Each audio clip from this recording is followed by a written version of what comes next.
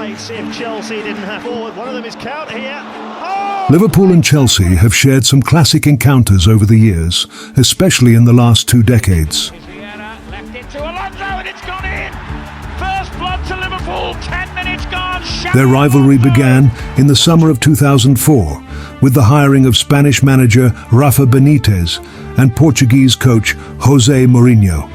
Between 2004 and 2007, the two teams faced off an astonishing 16 times. Although Mourinho eventually left, the fixture continued to produce exciting encounters. During that decade, Chelsea boasted several big-game players, including notable figures like Didier Drogba, Frank Lampard, Salomon Kalou, Florent Malouda, Michael Ballack, Nicolas Anelka and John Terry, who consistently presented challenges for Liverpool. Among the intimidating forces at Liverpool, who similarly posed problems for Chelsea during that period, were their star man Steven Gerrard, Dutch dangerman Dirk Kuyt, Israeli midfielder Yossi Benayoun, Spanish midfielder Xabi Alonso, and the man affectionately nicknamed El Niño, the Kid, Fernando Torres.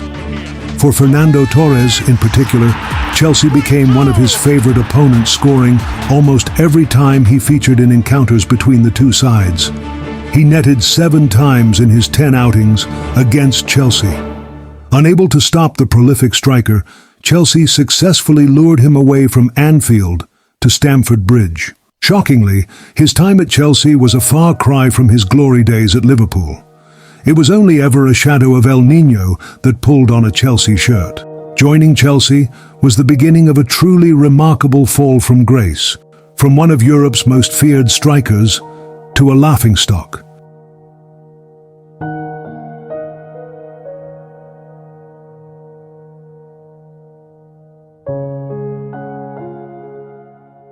In 2008, Manchester United and Portugal winger Cristiano Ronaldo won the Ballon d'Or.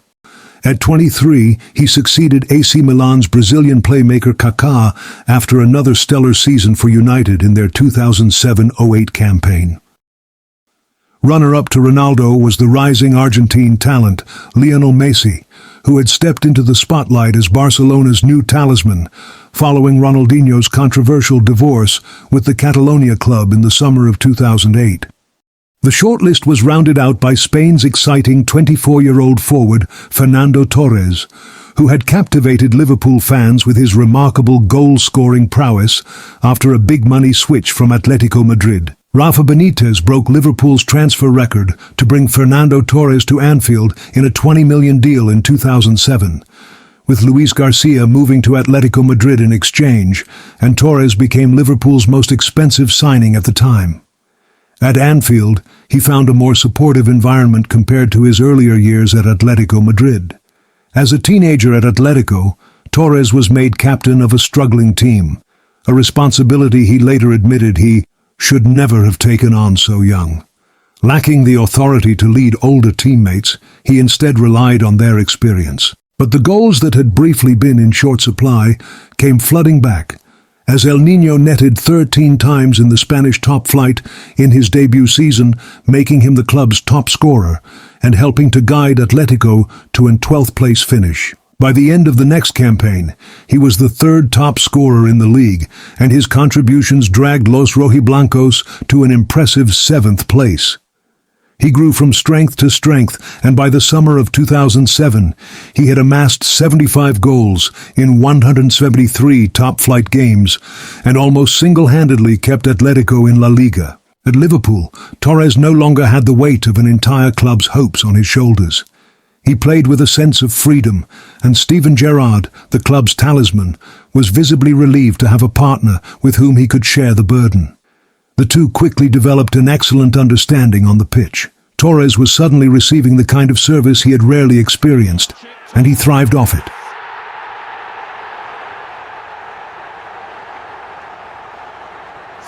His time at Liverpool can be cleaved into 2 distinct periods. The first was marked by goals, showcasing the full range of his abilities as a complete centre-forward. The second depicts his tragic decline due to recurring injuries, frustration with his inability to win trophies, which ultimately led to a bitter exit from Anfield. It only took until his home debut to get off the mark, and it was against Chelsea, who got their first glimpse of a man who would go on to torment them in the coming seasons. Steven Gerrard picked him out, he breezed beyond Talbenheim, and slotted it away to open his England account. Torres continued in this vein throughout the campaign, plundering 24 league goals in his debut season. He also contributed a hat-trick in his only League Cup appearance, and notched 6 goals on the way to the Champions League semi-finals. The sheer variety of these goals was almost as impressive as the number, and he was already achieving the kind of hero status he had earned at Atletico. His form continued after the season in the Euro 2008, where Torres compounded his club success with a man-of-the-match performance in the final, scoring the winning goal as Spain conquered Germany.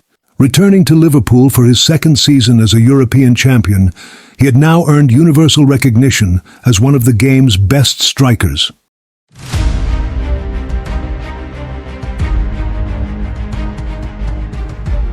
The Anfield crowd was well and truly besotted.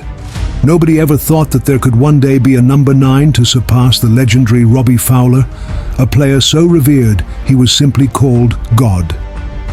This felt like the second coming. The Cop had a new hero to worship after Torres endeared himself to the Liverpool fans, earning the kind of love and admiration he had experienced in his formative years at the Calderon.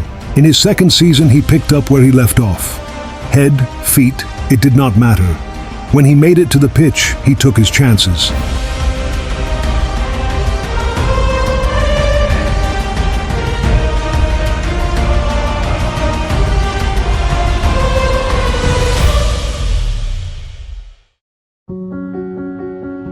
Sadly, the injuries were mounting up. His hamstring issue recurred and proved troublesome for much of the 2008-09 campaign, such that he only managed 24 appearances in the league. Even injury-plagued though, with 14 league goals, he was able to make the PFA Team of the Year for a second consecutive season. In the last match of the campaign, he made it 50 Liverpool goals in all competitions since joining, a landmark reached even more quickly than the club's greatest finisher Robbie Fowler had managed. That season, they lost the Premier League title to Manchester United by just 4 points, finishing second. Off the field, Liverpool was in turmoil due to ownership problems. American owners George Gillett and Tom Hicks were reportedly barely speaking to each other, causing instability at the club. Benitez was left frustrated by the club's transfer policy, as funds to strengthen the squad was denied, and the Spanish boss himself refused to commit to a long-term deal until assurances are made regarding the control of the club. Torres, meanwhile, although puzzled by the uncertainty surrounding the club's future, signed a new contract in August 2009, which tied him to the club until 2014. But both parties agreed to insert a £50 million release clause that would entitle him to leave if the club failed to qualify for the Champions League in the following season. 18 league goals followed in the 2009-10 season, his third with Liverpool. But the club's internal turmoil affected their on-field performance, and Liverpool finished 7th in the Premier League, their worst position in 11 years. The season ended for Torres in April, after a knee issue required surgery. He recovered his fitness in time for the 2010 World Cup and even went on to play the final 15 minutes in extra time as Spain were crowned world champions in Johannesburg following Andres Iniesta's iconic winning goal in a 1-0 victory over the Netherlands. Matters began to deteriorate rather rapidly at club level thereafter. Liverpool were descending into crisis, reminiscent of the situation Torres had left behind at Atletico Madrid. Remember, Torres joined Liverpool in 2007, just 2 years after the club won their 5th European Cup in the miracle comeback in Istanbul, and immediately after they had reached another Champions League final. But to that point, since his arrival, Liverpool had won no silverware.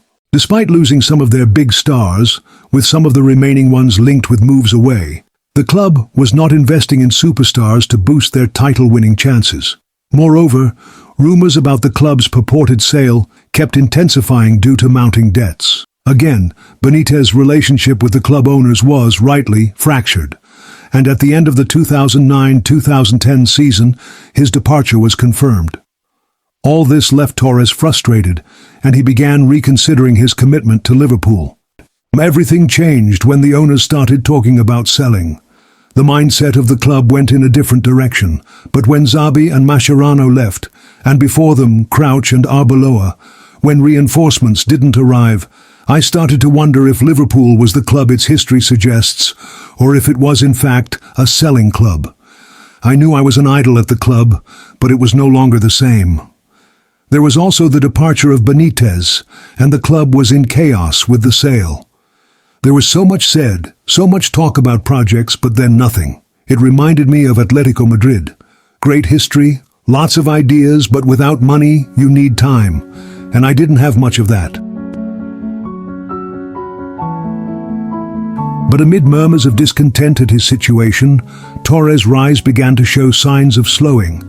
Persistent injuries, ranging from knee, thigh, adductor problems, torn muscle fibers, caused the striker's form to decline sharply. His first 4 months of the 2010-11 season, he was not the same man who had been in such scintillating form the year before. Missing a step in pace and lacking his usual clinical finishing, something was clearly wrong. Before the season started, Roy Hodgson replaced Rafa Benitez. But under Hodgson's management, things only worsened as Liverpool entered a troubling period in their history. It soon became evident that Hodgson was not the right fit for the job, struggling to find success with the team. When Fenway Sports Group, FSG, completed the protracted purchase of the club on October 15, 2010, Liverpool Football Club was 18th in the league table, and the Premier League had confirmed to the club that entering administration would have meant a 9-point deduction. Meanwhile, under Roy Hodgson, Liverpool's poor performance continued. He won just 13 of his 31 games in charge and saw his side dumped out of the League Cup in humiliating fashion at home to the League Two team, Northampton Town. The Reds' 9th Premier League defeat at Blackburn, which left Hodgson's struggling team in 12th place, just 4 points clear of relegation, was the new owner's last straw of patience with the English manager, leading to his sack and bringing in club legend Kenny Dalglish as his replacement. But under the new owners, it quickly became clear that their ambitions did not align with those of Fernando Torres. El Niño wanted the club to bring in superstars to win trophies. In contrast, they were rather focused on rebuilding with younger players. And at the age of 26, a few months shy of turning 27, Torres didn't want to be part of it. He felt time was running out for him to win trophies. An eventual move was thus almost inevitable at that point. On January 27, 2011, Chelsea had a £40 million bid for Fernando Torres rejected. It was actually one of their many attempts to sign the Spanish hitman since his days at Atletico. Liverpool reportedly demanded £45 million plus Nicola Anelka in exchange for the Spanish striker. Chelsea were hesitant to part with Anelka, and the player himself didn't want to return to Liverpool. At the time, Chelsea was undergoing a transition, and with an aging core of players, owner Roman Abramovich was under pressure to invest in younger talent to refresh the team.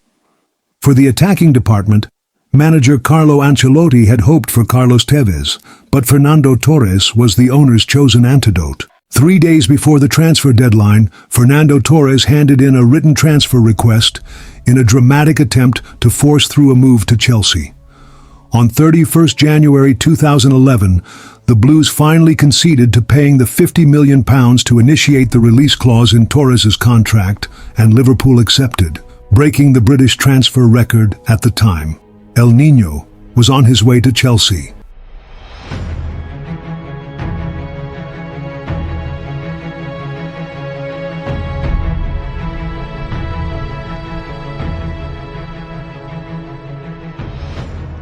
This move severed his strong connection with Liverpool fans, who had once viewed him as a hero. Torres' departure, at a time when Liverpool was struggling, was seen by many as a betrayal, especially when contrasted with the loyalty of club legend Steven Gerrard, a Scouser born and bred. But as it turned out, the grass was not greener on the other side, and Chelsea could never offer him that same level of adoration, because they soon realized they never really received the world beater they thought they had signed. The slump in his latter years at Liverpool, which Chelsea mistook for a temporary dip in confidence, was more serious than it seemed. Persistent injuries had ravaged Fernando Torres' sharpness.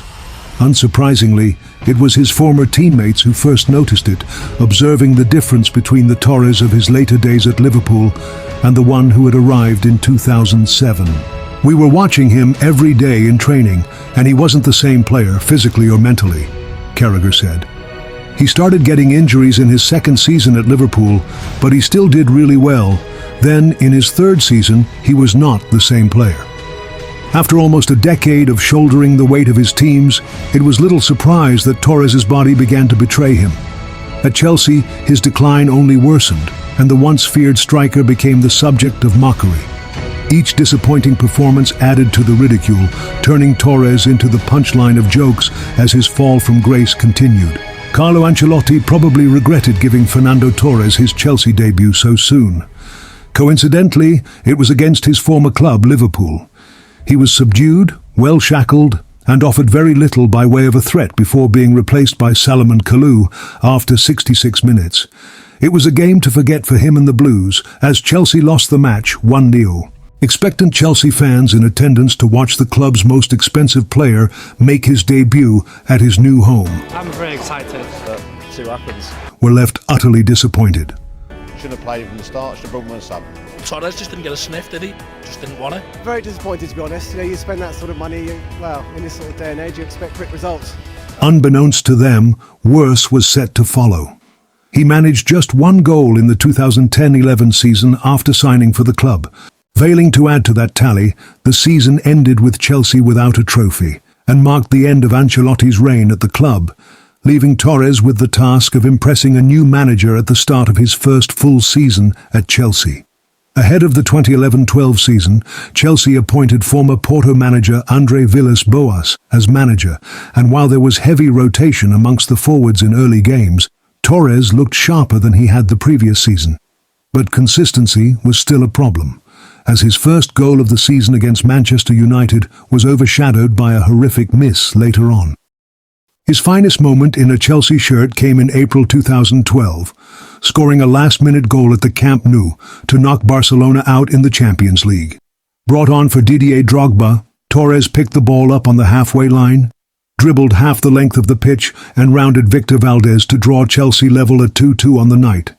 It put them 3-2 ahead on aggregate and sent the club through to the Champions League final. Chelsea would go on to win the competition, beating Bayern Munich in the final on penalties. Joining Spain for the 2012 European Championship as a Champions League winner, Torres made another prominent return to the international scene, winning the Golden Boot as Spain secured their third consecutive major title. Spain defeated Italy 4-0 in the final, with Torres scoring a goal bringing his total to 3. Several players also finished with 3 goals, but Torres was awarded the honor due to his assist and the fewest minutes played among those with the same goal tally. This moment would turn out to be a fleeting peak, possibly the last notable achievement before a gradual and painful slide into relative obscurity. After being appointed permanently, manager Roberto Di Matteo expressed strong confidence in Torres for the 2012-13 season, making him the first-choice striker following the departures of Didier Drogba, Salomon Kalou, and Romelu Lukaku, the latter of whom left on loan. Starting as a lone number 9, Torres' season began with mixed performances. He scored 4 goals in his first 6 Premier League matches, suggesting he had regained his goal-scoring form in a season where many believed he had something to prove. However, subpar performances from both Torres and the team in the Champions League led to Chelsea's early exit in the group stage, which ultimately resulted in Di Matteo's dismissal. Torres was then reunited with former Liverpool manager Rafa Benitez, who was brought in on an interim basis, partly to help revive Torres' form. While the reunion with Benitez brought a slight improvement in his play, Torres remained almost unrecognizable from the irrepressible striker in the red shirt of Liverpool. The season was undoubtedly Torres' best season on an individual level, and for all the negatives that had befallen him, it was the Europa League where Fernando Torres came alive for Chelsea. The goals dried up in the Premier League, but in Europe, the Spaniard was a different beast altogether. En route to facing Benfica in the final, Torres had hit 5 goals in the competition, but he wasn't done there. From firing Chelsea through the early rounds, the Blues' number 9 took control in the final, scoring one of the most memorable goals in a European final. Chelsea strike first in Amsterdam, and it is the much-maligned Fernando Torres with his 6th goal in this year's competition, and this one's the biggest of the lot. The summer of 2013 saw the return of Jose Mourinho for his second spell in charge of Chelsea. This saw a shake-up in the Chelsea attack, with Willian Andre Schürrle and Samuel Eto'o all brought in. After starting the season as the first-choice striker, Torres eventually found himself relegated to a backup role behind Eto'o. In what looked like an indifferent campaign for Torres, where he certainly did not live up to expectations, 2 games against his former teams at the latter stage of the season became some of the memorable ones during his time at the club. The first came in the Premier League at Anfield against Liverpool, as he came on as a late sub while Chelsea were leading 1-0. A late breakaway saw Torres run through on goal before unselfishly squaring to Willian to score, making it 2-0 and leaving a dent in his former club's title hopes. The second goal came later that week, as he led the line against his boyhood club, Atletico Madrid, in the Champions League semi-final. He scored the opening goal, but Chelsea went on to lose 3-1. After these games, there was a sense of the end for his Chelsea career, with his final appearance coming at Cardiff City, where he scored the winning goal in what was a sweet end to a bittersweet campaign for Torres and Chelsea. When he brought his Chelsea chapter to an end, his stats read 172 appearances, 45 goals, and 29 assists. Putting his time at Chelsea in perspective and juxtaposing it with his stats at Liverpool, where he made 30 fewer appearances, 142, but scored 36 more goals than at Chelsea, 81, assisting 19, it is understandable why he was deemed a flop at Chelsea. Torres went on to have a brief stint at AC Milan before returning to Atletico Madrid. He signed for Japanese club Sagan Tosu in July 2018, before retiring from professional football in 2019.